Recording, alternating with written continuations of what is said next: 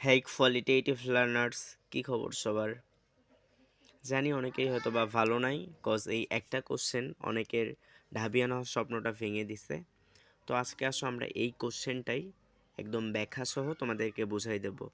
হ্যাঁ, আগে হয়তো বা তোমরা অনেকেই এই কোশ্চেনটার অ্যান্সার দেখেছো যে এই কোশ্চেনটার অ্যান্সার মেটাফোর হবে, কিন্তু কেন হইল তা তোমরা ব্যাখ্যা বিশ্লেষণ পাওনি। তো চলো আমরা আজকে এটার ব্যাখ্যা বিশ্লেষণ সহ পড়ব। তো কোশ্চেনটা আর একবার দেখা যাক কোশ্চেনটা কী ছিল। Identify the figure of speech is she has a heart of gold. Option A আছে মেটাফোর, অপশন বি আছে আইরনি, অপশন সি আছে সিমিলি, অপশন ডি আছে পার্সনিফিকেশন।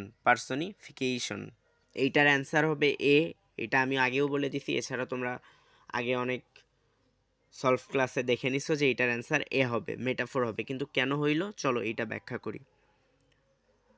কোনো সেন্টেন্সে প্রিপোজিশন হিসেবে যদি অ্যাজ বা লাইক থাকে তাহলে সেই সেন্টেন্সটা ফিগার হবে সিমিলি, সেই সেন্টেন্সটার ফিগার হবে সিমিলি। আর যদি কোনো সেন্টেন্সে প্রিপোজিশন হিসেবে অ্যাজ বা লাইক না থাকে তাহলে সেই সেন্টেন্সটার ফিগার হবে মেটাফোর।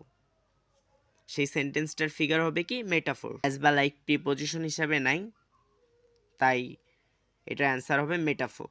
আশা করি তোমরা সবাই ক্লিয়ার হয়েছো। আর হ্যাঁ, এই ভিডিওটা অবশ্যই সবাই শেয়ার দিয়ে রাখো যেন পরবর্তীতে কোনো পাবলিক ভার্সিটির পরীক্ষা আসলে তোমরা এটা অ্যান্সার করতে পারো।